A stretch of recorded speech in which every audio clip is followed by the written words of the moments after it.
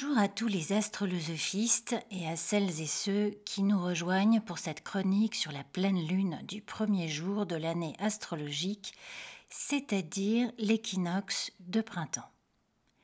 La dernière fois que la lune était pleine, un 21 mars, c'était en 2008.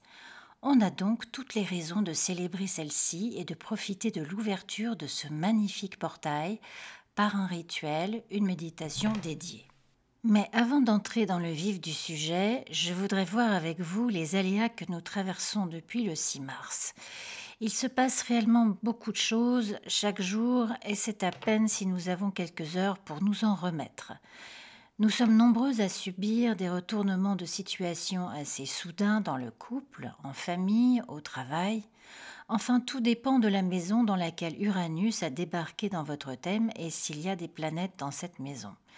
Mais enfin, ces derniers jours ont été très compliqués et avec la rétrogradation de Mercure dans les Poissons, on a tendance à cristalliser des malentendus, des frustrations qui germaient peut-être depuis plusieurs semaines et qui font brusquement surface, venimeuses et vindicatives.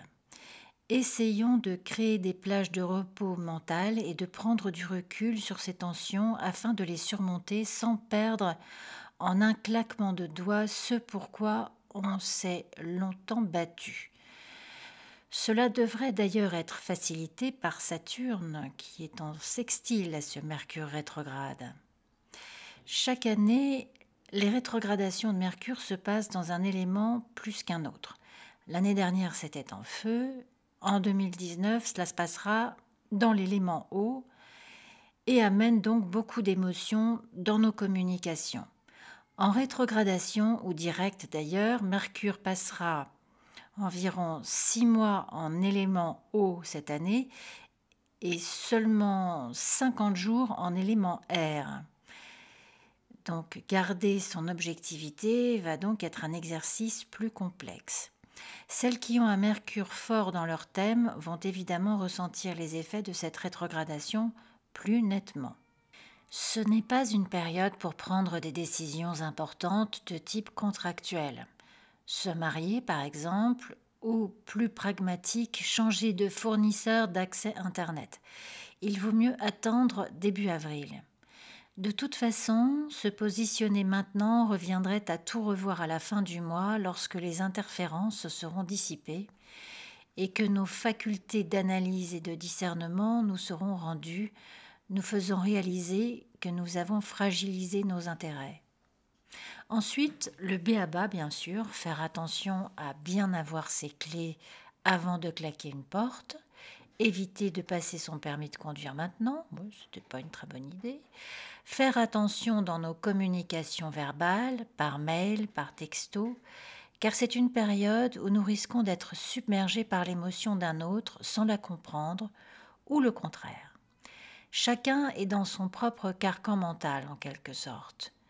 Ne signez aucun contrat, ou si vous le devez, alors soyez ultra vigilante aux rédactions nébuleuses. Évitez aussi les transactions financières. Ce Mercure rétrograde en Poisson est conjoint à Neptune et carré à Jupiter, alors cela rajoute une dimension insincère, voire malhonnête. On peut exercer une pression manipulatrice sur un autre et le regretter bien sûr dès que notre Hermès cosmique sera direct. Je dirais aussi que les voyages en avion et par mer devraient être remis dans l'ordre du possible, bien sûr. Le mieux est de vérifier si cette pleine lune est en carré avec le maître de votre maison neuve. D'une façon générale, c'est une influence qui propose une retraite, une réflexion silencieuse, un questionnement sur son bien-être, son corps, sa place dans l'univers. Le passé est bien sûr revisité par le biais d'un voyage ou des retrouvailles avec d'anciens amis. Pour la créativité, c'est aussi une période bénie. Vous ne devriez pas vous limiter maintenant. Laissez libre cours à votre inspiration, soyez-y attentive et respectez-la. Alors cette magnifique pleine lune, que dit-elle ? Avec la pleine lune, on est prêt à purger, à lâcher prise, à libérer les anciennes croyances. nous devons nous séparer de ce qui nous prend notre belle énergie. Dans le premier degré de la balance, il s'agit d'abord de nos relations avec les autres et comment nous pouvons réinstaller un équilibre. Mais quel équilibre ? Trigone à Mars en Taureau, qui est carré à Vénus en Verseau, le maître de cette pleine lune nous indique que nous allons avoir envie de stimulation nouvelle, voire originale. Il y a un vent d'indépendance avec ce Verseau qui ne connaît pas grand-chose à la relation duel, délicate, secrète de Vénus. Il y a bien des difficultés à s'investir dans l'intimité du contact amoureux. La Vénus en Verseau est avide de la reconnaissance du groupe pour avoir le sentiment d'exister. Elle voit au-delà des apparences et va directement à la vérité de l'autre. C'est une Vénus en Verseau qui est avide d'essentiel. On va être attentive à la liberté d'expression de l'autre. On sera intrigué, séduite par la façon dont l'autre dira sa vérité, que l'on respectera. La tension avec Mars en Taureau, qui ici n'est pas dans l'action mais dans une résistance passive, patiente, risque bien sûr d'agacer la Vénus en Verseau.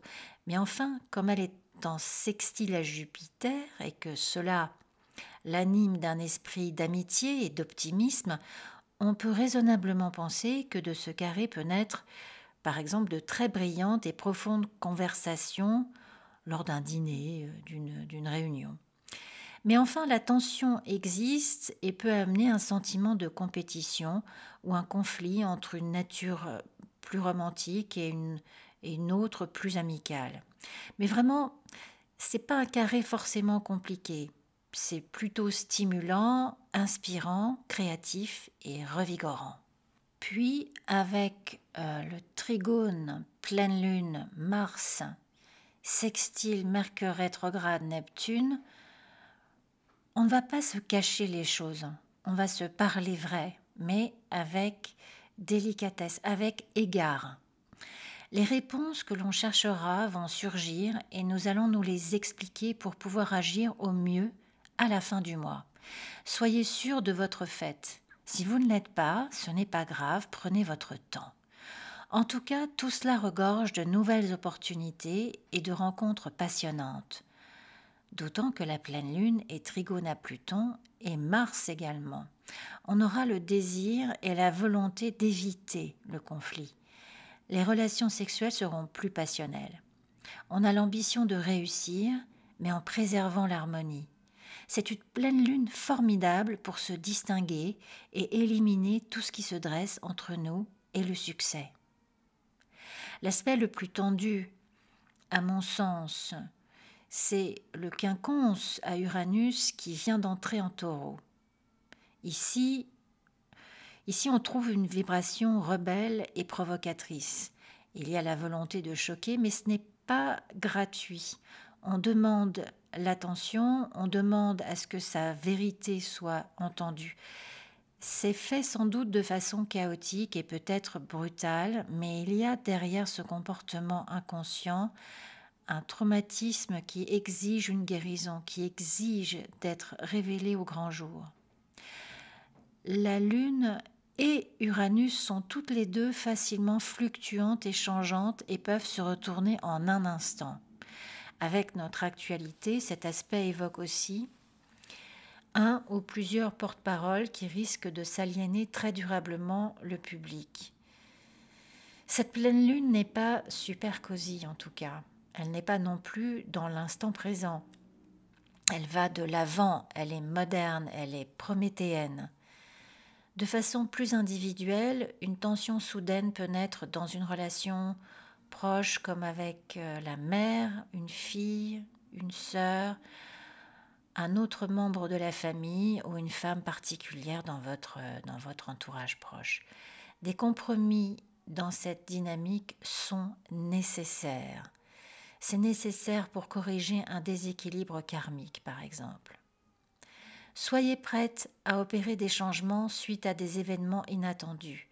Gardez une belle ouverture d'esprit et une flexibilité adroite vous permettra de vivre cet équinoxe plus calmement et de voir les défis plutôt comme de nouvelles opportunités. Cette pleine lune a lieu à 0 degré et 9 minutes de la Balance, touchant les personnes nées avec des planètes personnelles et des points entre 25 degrés et 30 degrés des signes cardinaux, les Balances, les Béliers, les Cancers et les Capricornes, et entre 0 et 3 degrés des signes fixes, les Taureaux, les Lions, les Scorpions et les Verseaux. Et puis celles et ceux qui ont une planète natale à 23 degrés devraient recevoir ces flux de façon très dynamique. C'est très intéressant de vérifier ça dans votre thème personnel. C'est aussi une pleine lune et un printemps qui peuvent amener un nouvel amour que l'on n'aurait jamais imaginé rencontrer, ni surtout nous plaire. Quoi qu'il en soit, n'hésitez pas à célébrer cette vibration avec un rituel visionnaire ou un rituel à l'attraction positive. Projetez-vous avec enthousiasme, avec confiance et en grand. Je vous souhaite une magnifique équinoxe, une magnifique pleine lune et n'hésitez pas à partager vos expériences. À bientôt sur Astrolosophie.